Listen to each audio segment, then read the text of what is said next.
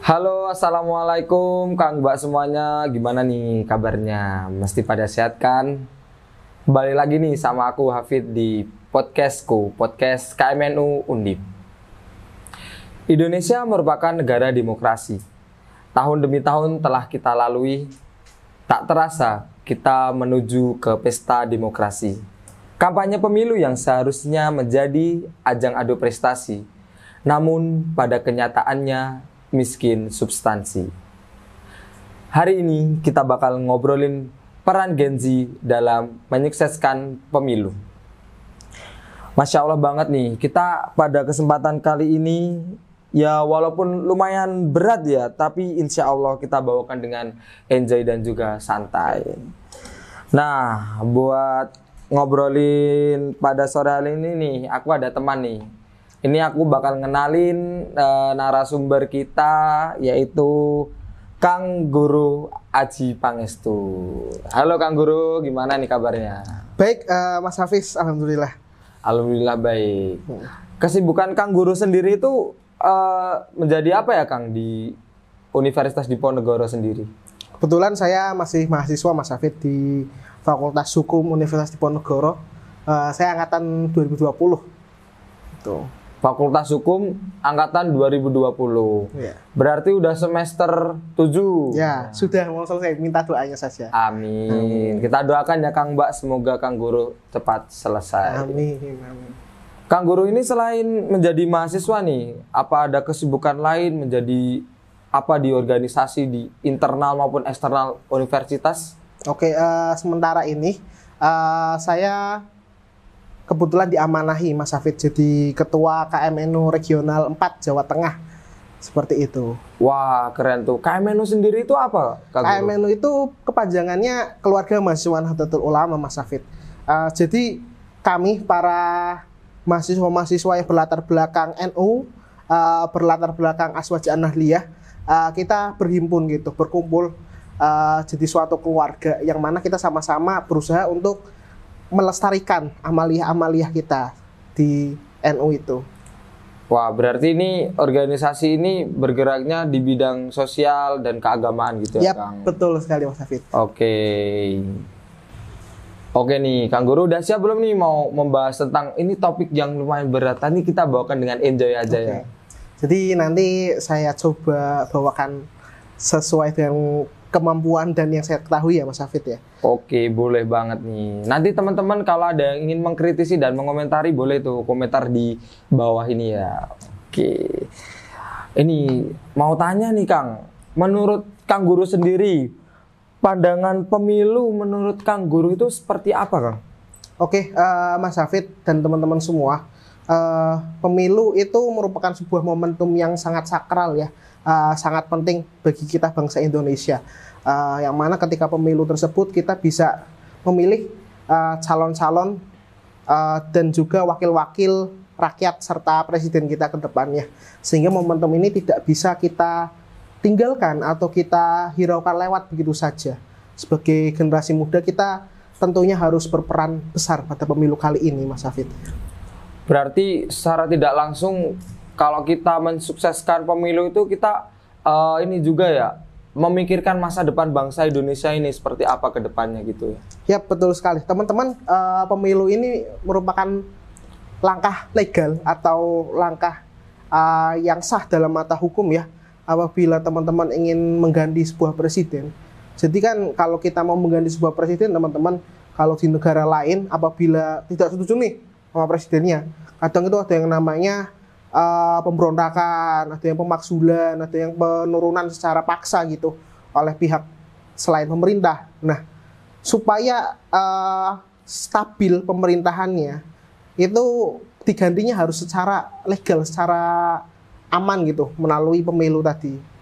Gitu. Oh, seperti itu ya Kang. Berarti biar nggak terjadi kudeta ataupun konflik antar warga negara gitu. Sepakat.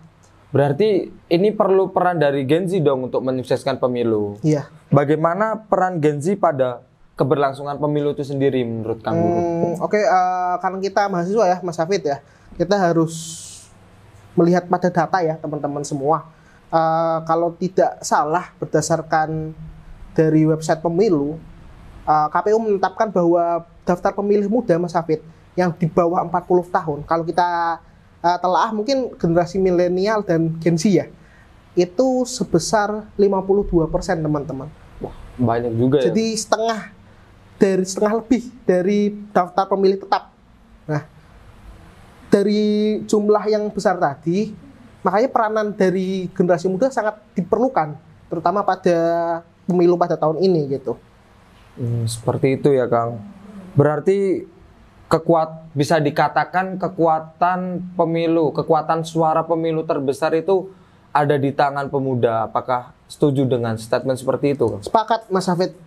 Makanya kalau kita bisa lihat ya teman-teman ya, perbedaan dari pemilu sebelumnya 2019 dan 2014, yang mana tetap pemuda itu porsinya cukup besar di pemilu-pemilu kemarin. Tapi tahun ini kan porsinya lebih dari setengah dan lebih besar gitu. Para calon presiden dan calon wakil rakyat mulai merambah kebiasaan-kebiasaan atau merambah sesuatu yang digemari oleh Gen Z. Nah, itu mereka mencari suara gitu, supaya menstimulus teman-teman Gen Z untuk bisa memilih mereka.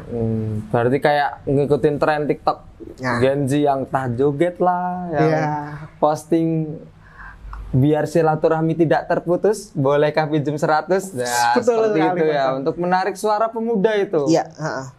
Betul sekali. Berarti secara tidak langsung kita sebagai Gen Z, sebagai pemuda nih, kita harus mengetahui dong calon kita tuh, calon-calon pemimpin bangsa ini, calon legislatif maupun eksekutif tuh kedepannya itu visi misinya untuk bangsa itu seperti apa, kita wajib mengetahui dong. Iya, Gitu. harus teman-teman.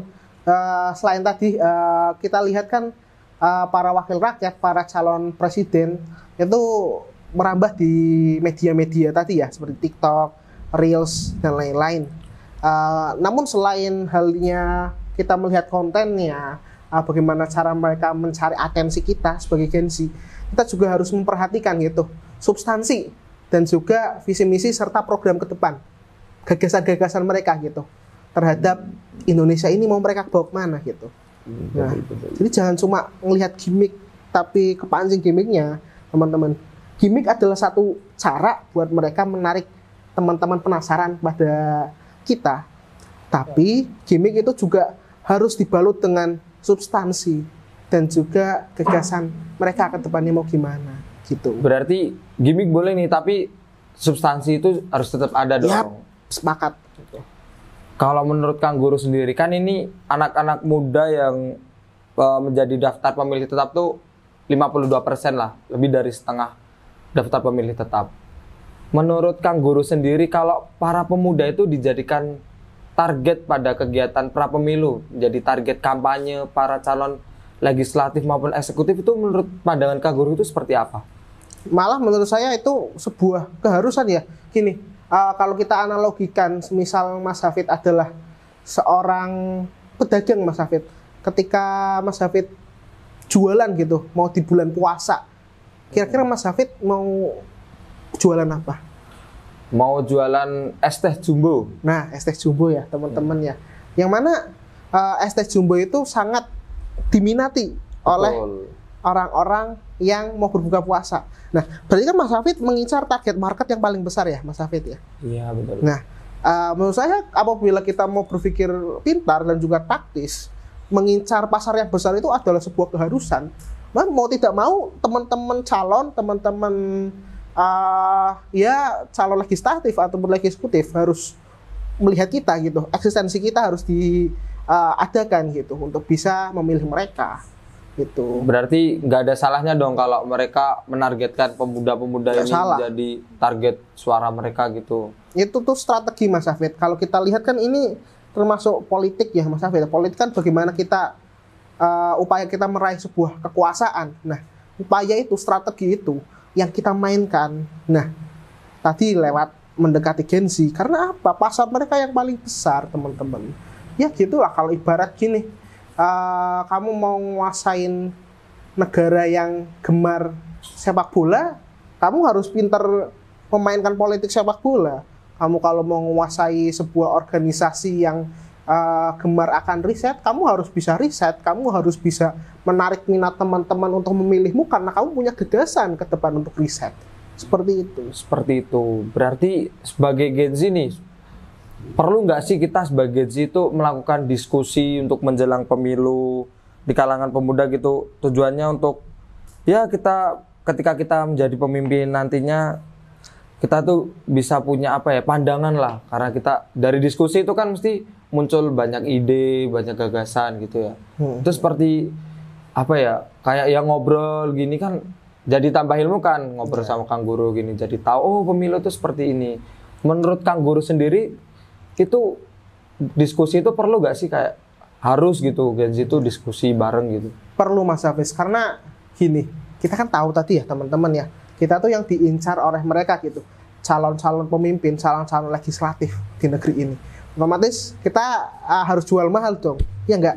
Mas Hafiz, kalau misal Mas Hafiz disukai oleh wanita banyak gitu, nah Mas Hafiz kan punya kemampuan untuk bisa memilih nih mana wanita yang Mas Hafiz pilih. Otomatis Mas Hafiz harus jual mahal. Betul. Kaitannya dengan saya nggak mau sama itu karena ini. Nah ini juga sebagai kita sebagai Gen Z gitu, menaikkan daya tawar kita dengan cara diskusi, belajar. Kita ngobrol gini, saya bisa tahu sudut pandang Mas Hafid. Kita ngobrol dengan para tim ses, jadi kita bisa tahu program yang dibawa oleh yang mereka usung. Kita ngobrol dengan akademisi, kita ngobrol dengan praktisi. Kita juga tahu gimana lapangan yang ada di sana gitu, lapangan kontestasi politik. Gen Z itu berperannya di situ.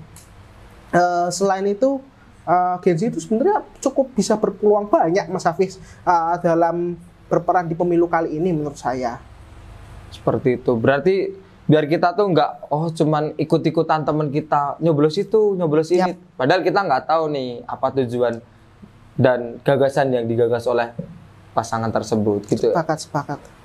Berarti kalau bisa dikatakan kalau pemuda ikut andil dalam kegiatan pra pemilu seperti kampanye itu merupakan hal yang baik atau yang buruk? Gini Mas Hafid, kita sebagai pemuda itu jangan buta politik ya teman-teman ya. Kita harus tahu bagaimana kita berposisi di politik itu sendiri.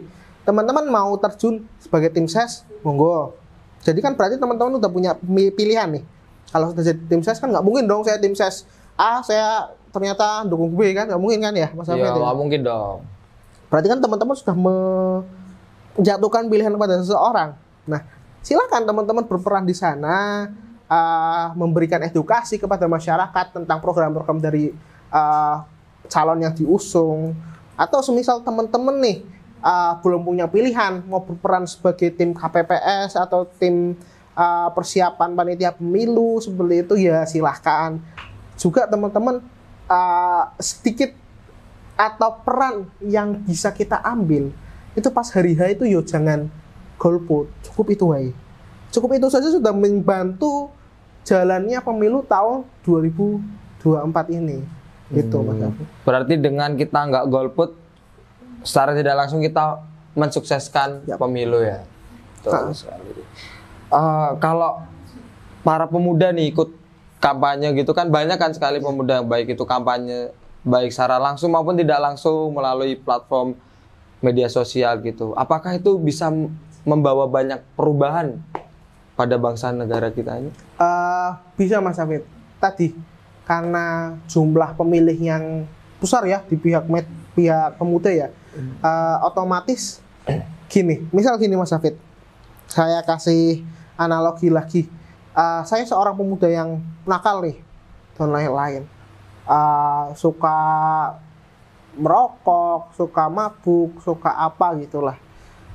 Saya itu ketika ada orang yang mau menasehati saya antara orang tua dan teman, menurut Mas Hafid, kira-kira siapa yang bisa masuk nasihatnya ke saya? Lebih ke teman-teman sih menurut saya. Nah, gitu Mas Hafid. Jadi para calon, yang nanti akan berkontestasi itu memilih tim ses dari kalangan pemuda itu supaya apa? Supaya pesan mereka lebih banyak masuk gitu.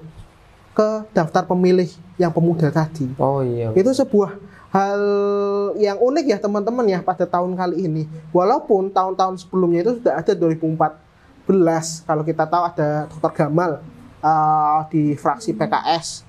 Habis itu banyak sekali pemuda-pemuda lah yang dijadikan tim ses di masing-masing calon. Tapi tahun ini itu bahkan kita bisa lihat susunan tim kampanye nasional, timnas atau tim pemenangan. Itu mereka punya divisi sendiri atau punya tim sus sendiri gitu untuk di pihak pemuda, bergeraknya di kepemudaan gitu. Jadi sebuah hal yang bagus Mas Hafid. Ke depan ini berarti kita besar kemungkinannya berperan lebih dalam gitu ke pemerintahan. Seperti itu ya Kang, berarti ya boleh sah-sah saja dong kita sebagai pemuda andil ikut kampanye gitu. Sah sekali. Mengenai pemuda nih, kan banyak nih pemuda yang di zaman dia menjadi mahasiswa dia begitu idealis, mengkritisi pasangan calon, mengkritisi anggota-anggota legislatif itu, dan kebanyakan dari mereka itu setelah lulus tuh mereka akhirnya terjun juga ke dunia politik. Itu menurut pandangan Kang Guru sendiri tuh bagaimana? Ini sebuah diskursus yang menarik ya teman-teman ya. Kalau kita mengenal era 98 Mas Hafid, ada Fahri Hamzah, ada Adiana Pitupulu, habis itu banyak sekali Budiman Sujatmiko, tokoh-tokoh politik yang kita kenal saat ini. Dulu itu sangat, tadi betul kata Mas Hafid, sangat mengkritisi banget terhadap Orde Baru kala itu.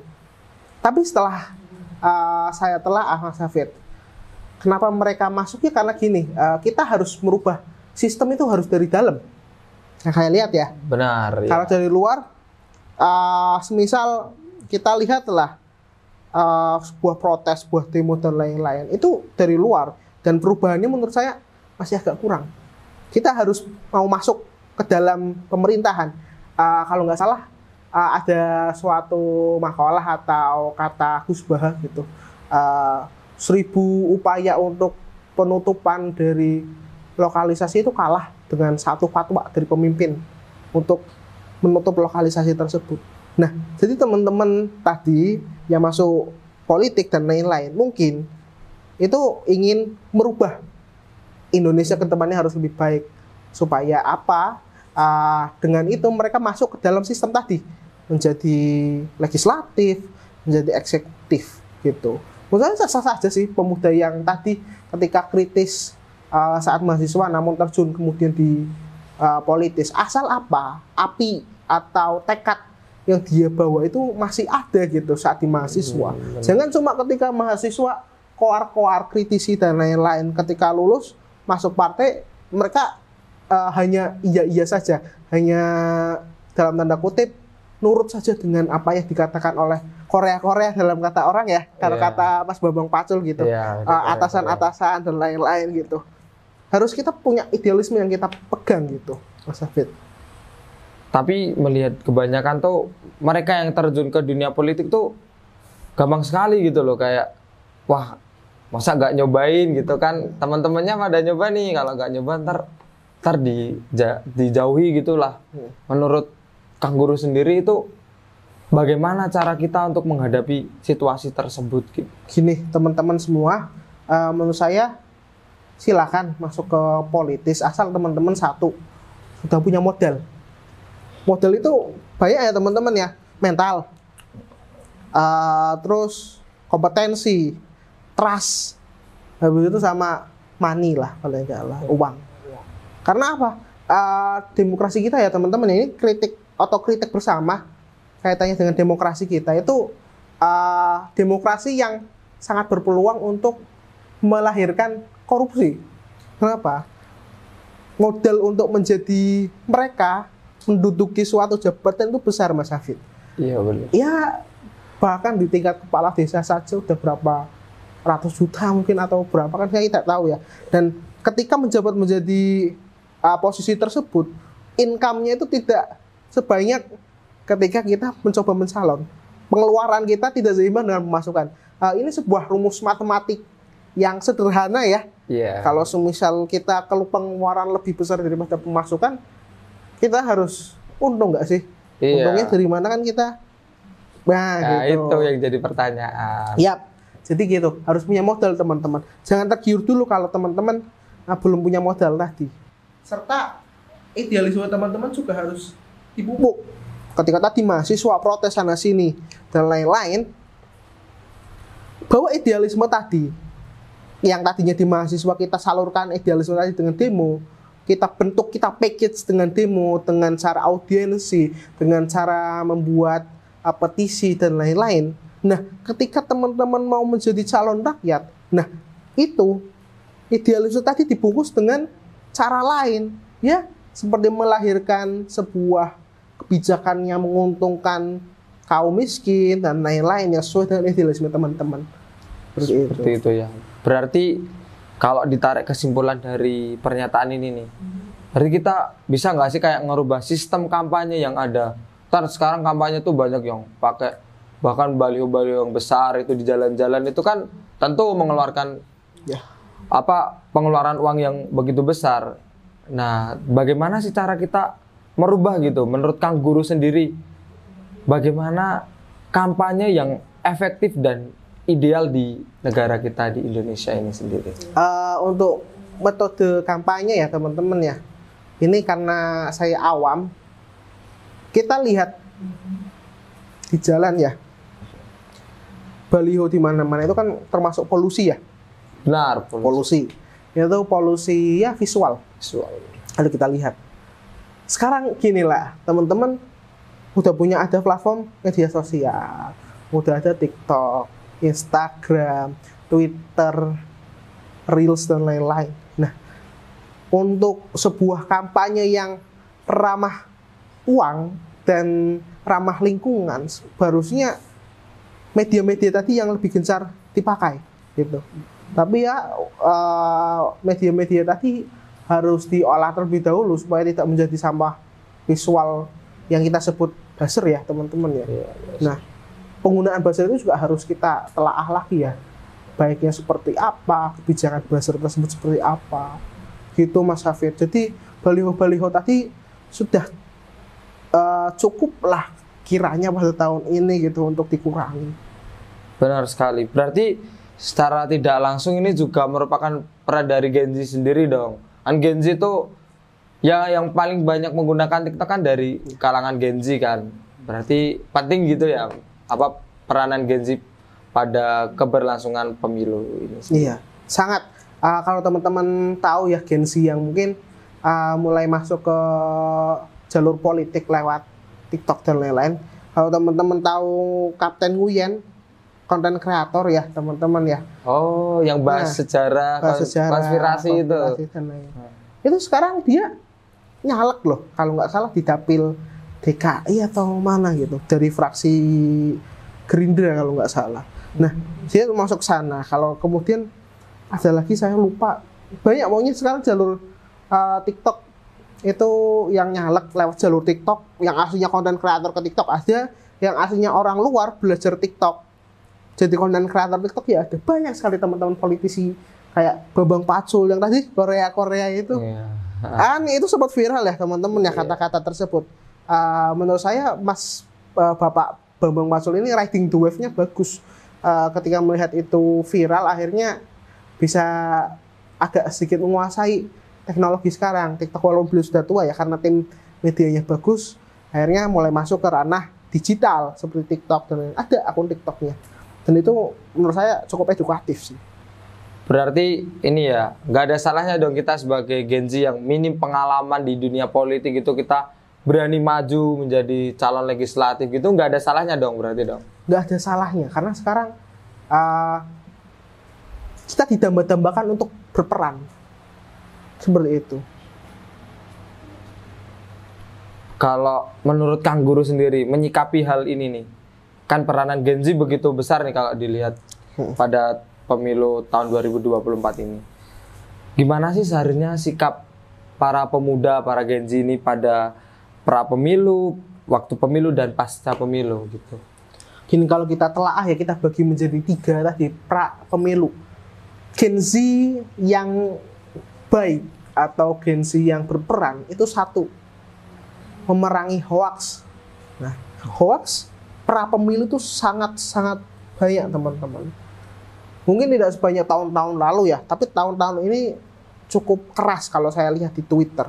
Karena saya juga salah satu sosial media entusias Mas Hafid. Saya melihat begitu banyak ya, misal tweet, misal potongan video, potongan foto dari akun-akun entah yang followernya 0, baru lahir bulan kemarin dan lain-lain. Nah, itu banyak. Nah, sebagai kita Gen Z itu mengedukasi bahwa hal tersebut bisa dikategorikan sebagai hoax dan lain-lain.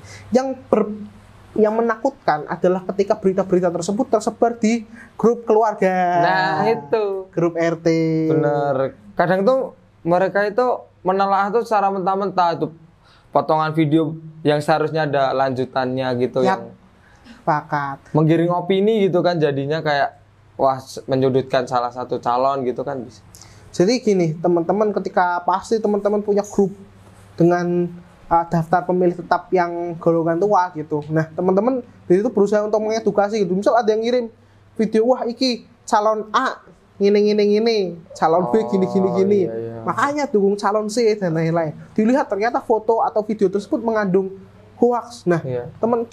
teman beranikan untuk mengklarifikasi hal tersebut. Ini dapat dari mana, Mas?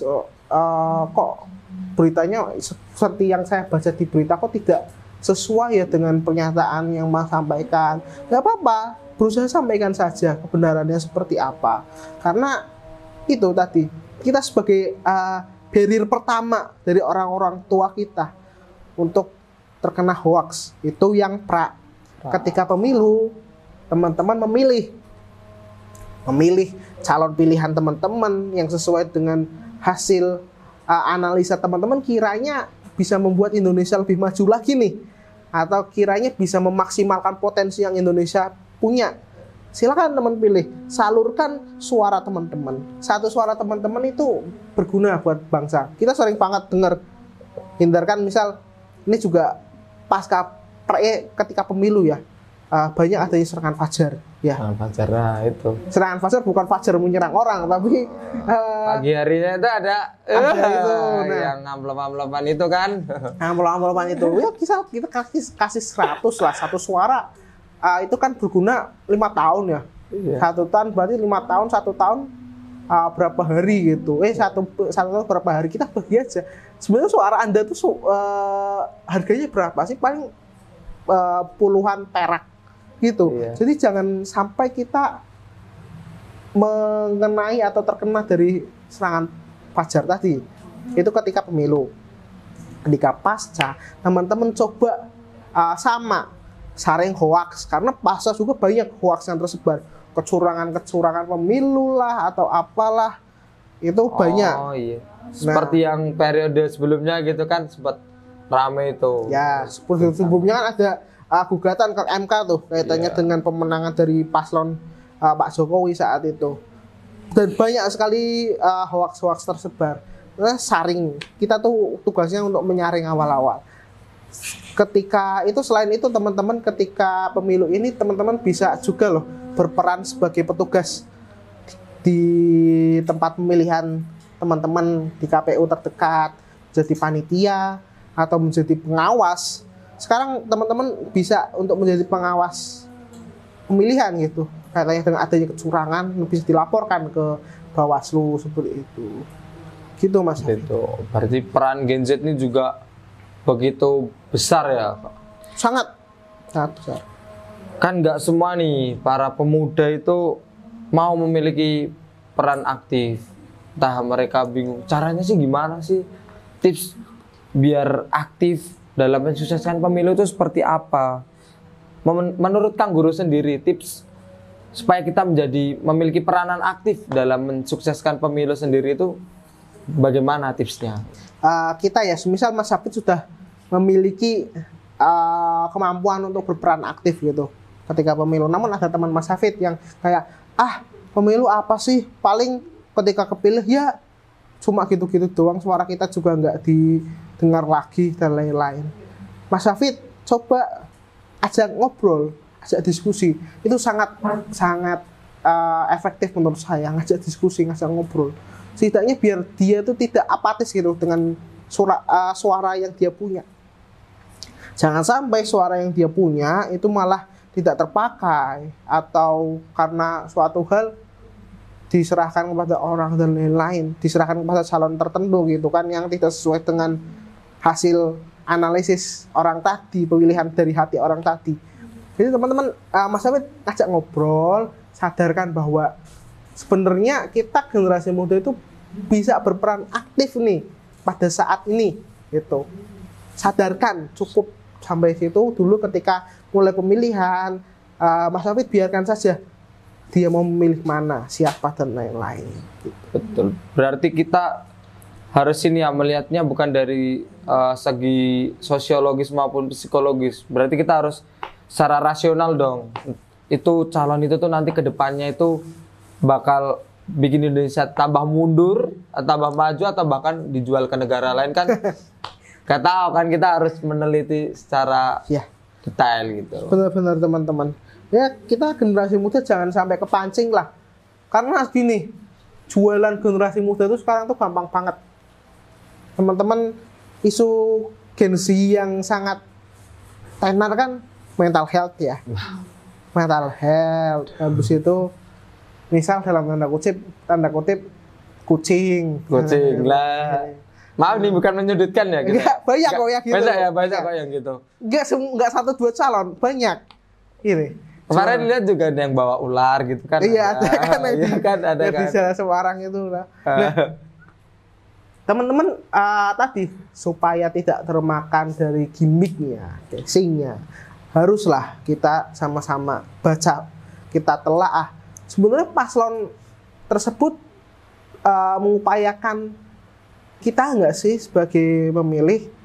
Kayak gini, kalau kita telah visi misi dan program para capres ya, terutama yang sudah launching itu kan ada program tentang misal lingkungan hidup, tentang Gen Z, mental health, habis itu tentang keamanan, hukum dan lain-lain. Itu teman-teman sekarang bahkan sudah ada analisisnya sendiri. Kalau teman-teman main Instagram, saya sarankan satu akun yang menurut saya cukup bagus. Itu Bijak Memilih. Bijak Memilih. Iya. Itu akun bagus teman-teman, silahkan dibaca. Itu edukasi politik. Selain itu ada Pintar Politik. Kalau teman-teman itu sering-seringuran loh, Pintar Politik dan lain-lain. Itu Instagram yang menurut saya cukup insightful ya. Tapi kita juga harus bisa memilah lagi. Apakah akun Instagram tersebut dikomandoi atau di backing oleh seseorang dan lain-lain. Kita bisa baca nih arah beritanya kemana dan lain-lain. Cari yang kiranya benar-benar edukatif gitu. Bijak Memilih menurut saya cukup konkret, itu bagus. Yang nggak menggiring opini untuk menyudutkan salah satu paslon gitu ya. Iya, semangat, betul. Berarti ya sebenarnya benar sih, budayakan membaca gitu kan. Kayak Gen Z sendiri itu tuh kadang tuh baru baca tagline berita judulnya gitu. Gini Mas, kalau saya punya guyonan, Gen Z itu sering banget ketipu postingan atau template gambar, habis itu ada kotak putih, tulisannya apa gitu, misal Volkswagen, habis itu average apa, habis itu ada cuma judul berapa kata. Itu Gen Z itu sering banget kemakan itu, dan tidak mau membaca berita secara keseluruhan. Itu kalau kita lihat kan itu budaya media pop terkini ya, berita media pop terkini yang agak saya kontra terhadap media tersebut.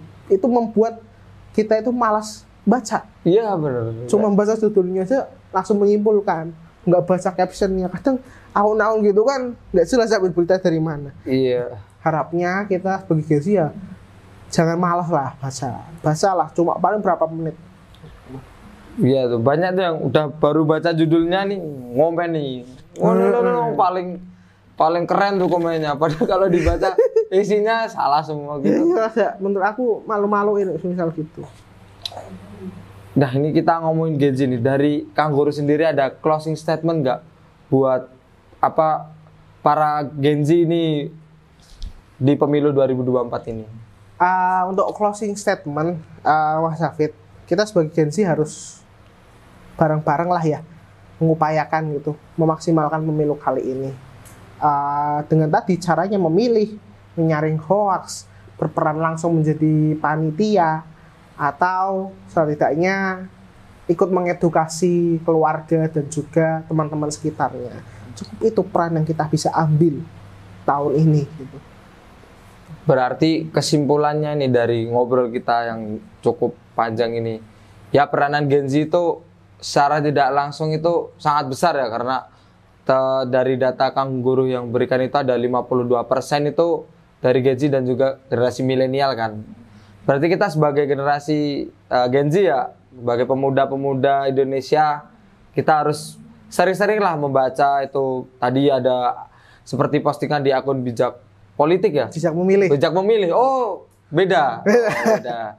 Bijak memilih itu kita bisa baca kayak ya biar sedikit mengedukasi kita tentang apa sih yang dicanangkan oleh salah satu paslon.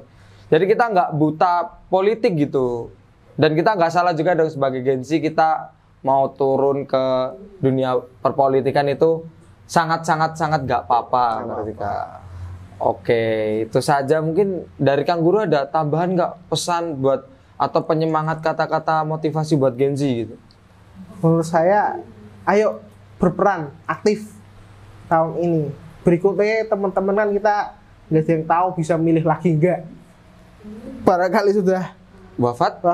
Iya kan, gak ada yang tahu kan umur. Tahu bro, ini barangkali ini kesempatan terakhir teman-teman yang bisa berubah Indonesia ke 5 tahun yang lebih bagus ke depannya. Oke, ayo kita sukseskan pemilu 2024. Oke, alhamdulillah kita sudah ngobrol banyak nih sama Kang Guru ini, udah dapat ilmu lah tentang yang sedikit pandangan tentang pemilu itu apa yang harus kita lakukan gitu. Mungkin bisa ditarik kesimpulan bahwa peran kita ini sebagai Gen Z itu besar gitu, tapi terkadang kita nggak memanfaatkan peran tersebut gitu ya. Dari aku mungkin dari Kang Guru udah cukup. Dari apa? Ada tambahan lagi Kang? Ini bukan tambahan, ini mungkin ucapan terima kasih ada teman-teman KMNUS udah